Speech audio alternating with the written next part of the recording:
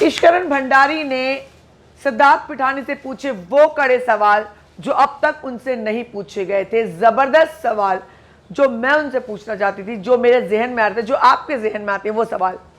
सिद्धार्थ पिठानी का ये कहना था कि 11 बजे के बाद कमरे में से आवाज़ नहीं आ रही थी, वो दरवाज़ा नहीं खोल रहे थे और चाबी वाले को आने में 2 घंटे लगे थे और 2 घंटे इन सब ने इंतज़ार किया और 2 घंटे के बाद चाबी वाला आया उसको छोड़ने।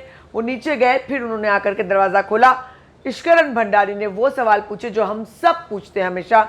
उन्होंने कहा, पहला सवाल कि चाबी वाले को आपने नीचे क्यों भेजा, क्यों चाबी वाले के सामने आपने दरवाज़ा नहीं खोला। विकास सिंह ने भी सवाल पूछा, क्यों चाबी वाले के सामने दरवाज़ा नहीं खोला, क्या आपको अंदर देखने का डर था, क्या आप चाबी वाले छुपाना चाहते थे। पहला सवाल।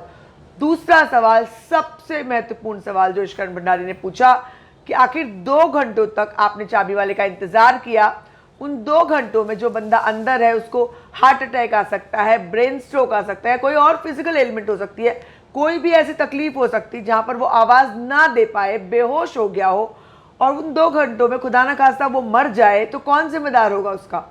आपने 2 घंटे तक इंतजार किया, आपने दरवाज़ा तोड़ने की कोशिश नहीं की, आपने दरवाज़ा खोलने की कोशिश नहीं की, आपने गार्ड को नहीं बुलाया, आपने पड़ोसी को नहीं बुलाया, लेकिन आप इंतज़ार करते रहे।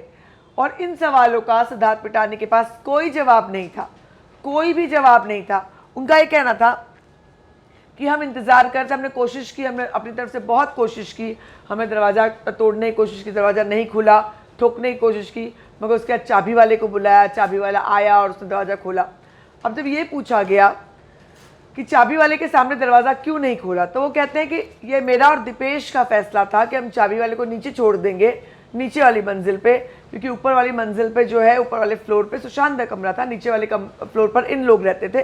तो वहाँ छोड़कर आने के बाद सिर्फ बोले सिर्फ 1 ही मिनट लगा, मुझे सिर्फ 1 ही मिनट लगा। किसी की जान जाने में 10 सेकेंड 5 सेकेंड भी काफ़ी होते हैं, मगर इन लोगों ने वो पूरे 2.5 घंटे 2-2.5 घंटे पूरे बर्बाद किए और उसके बाद ऊपर आने के बाद दरवाज़ा खोला। आपको बता दूं, बहुत सारे सवाल उनसे पूछे गए, पेजेस, डायरी से पेजेस फटे होने की बात कही गई, तो उन्होंने कहा नहीं। उन्होंने यही बताया कि क्या क्या लिया गया था, पुलिस क्या क्या लेकर गई है, उसके बारे में भी उन्होंने बताया।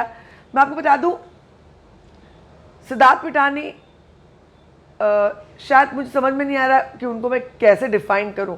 वो इतने केयरलेस हैं या उतने ठीक है, क्या फ़र्क पड़ता है, उस टाइप के हैं, या फिर कल्प्रिट से मिले हुए हैं, मैं समझ नहीं पा रही। एक तो उन्होंने आज तक अपना पूरा चेहरा नहीं दिखाया, मास्क लगा कर रखा हुआ है, अपने घर से लाइव करते हैं। अपने घर में मास्क कौन लगाता है भैया?